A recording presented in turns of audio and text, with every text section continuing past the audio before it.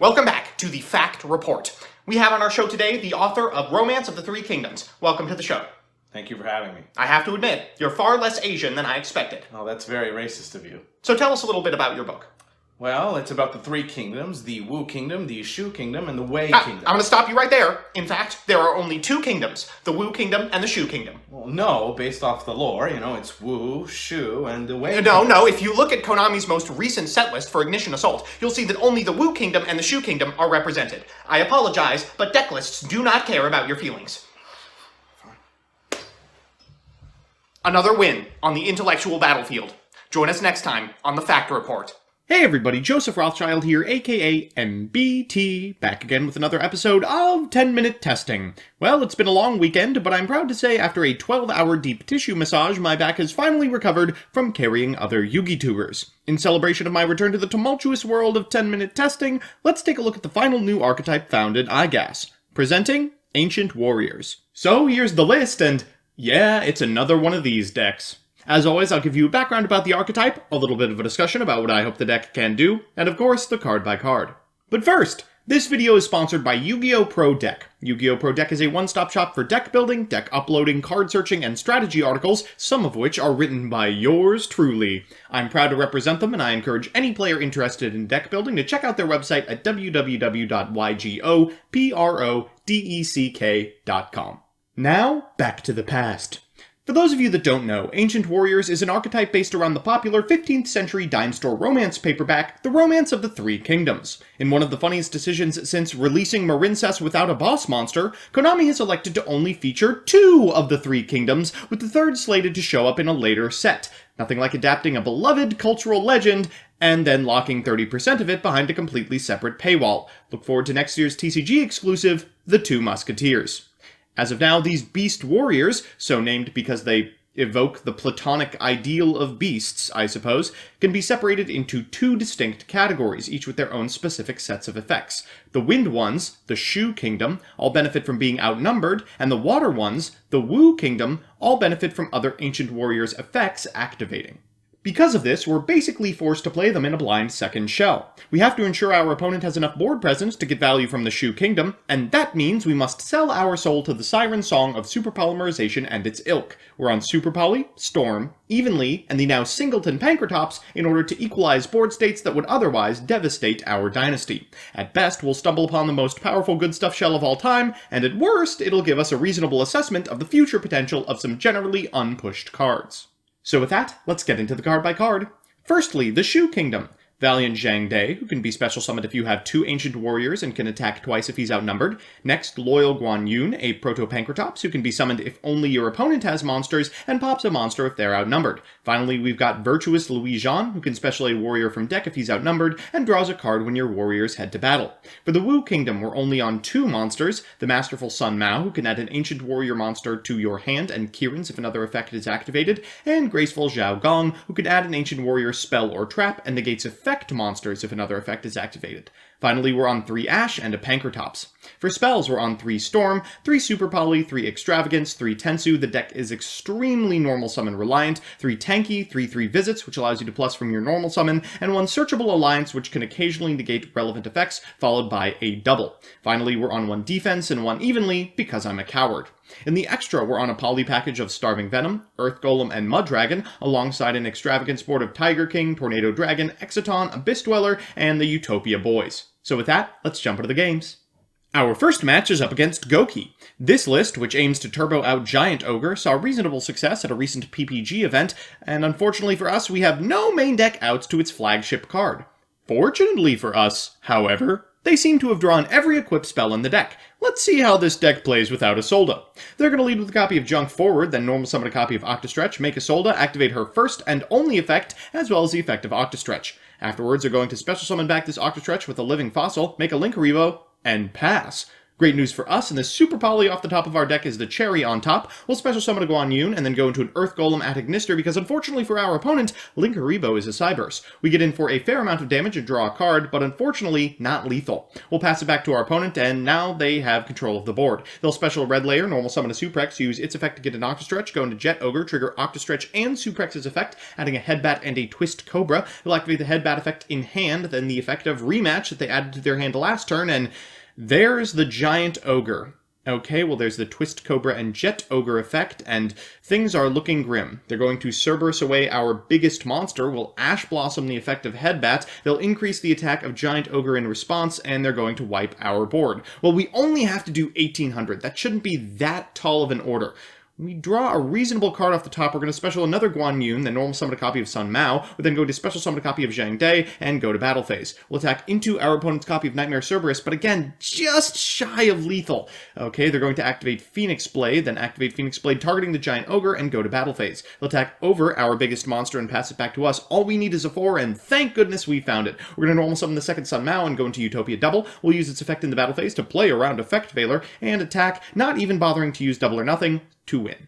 So it's time for game 2, and joyous day we found our single copy of Evenly Matched. This is why we're only playing one. It's actually not particularly good. In order to get the maximum value of the effects of the Shu Kingdom, your opponent has to control multiple monsters, and if you banish them down to 1, they won't have them. Let's see how we deal with our opponent's first turn setup.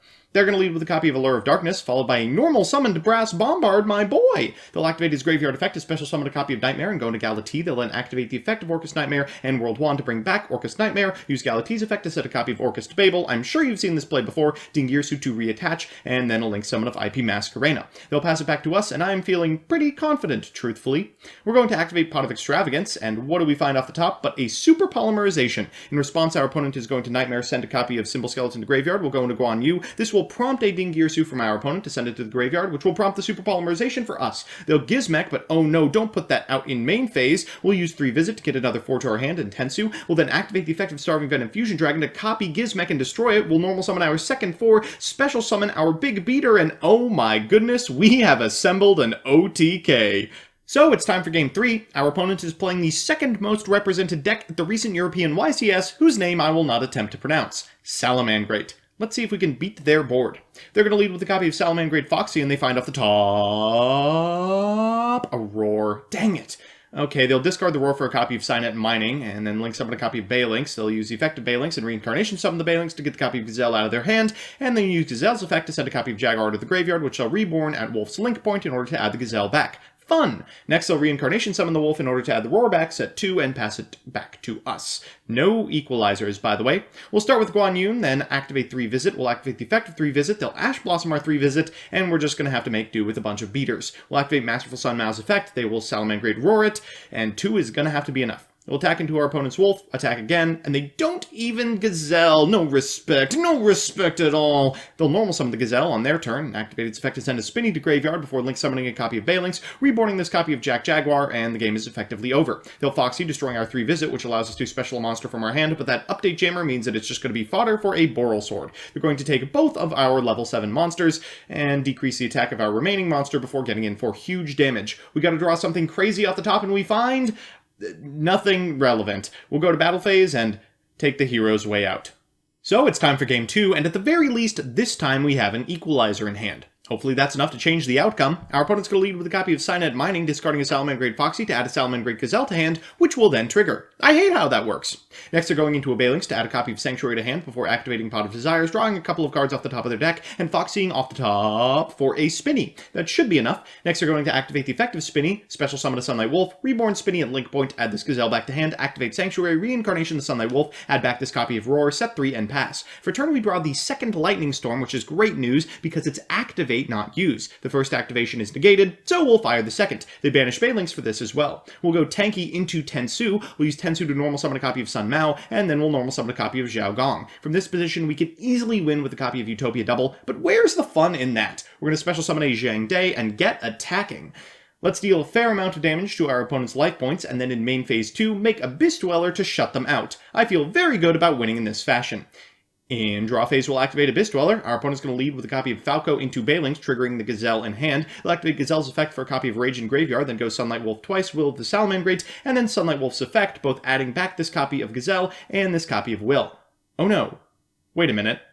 Okay, our BM may have backfired here. How are we outing this card? Well, if we lead with a copy of Guan Yen, then they aren't going to be able to target any of our monsters. So let's do that. We're going to use Sun Mao's effect in order to go into a copy of Zhang Dai, and it's big enough that our opponent isn't going to be able to beat over it with Boral Sword, so they'll concede. So it's time for that all-important Game 3, and oh, come on! Well, okay, I guess this is what I deserve for playing an archetype that doesn't have enough playables yet. Our opponent's going first. We gotta draw something absolutely crazy off the top of our deck.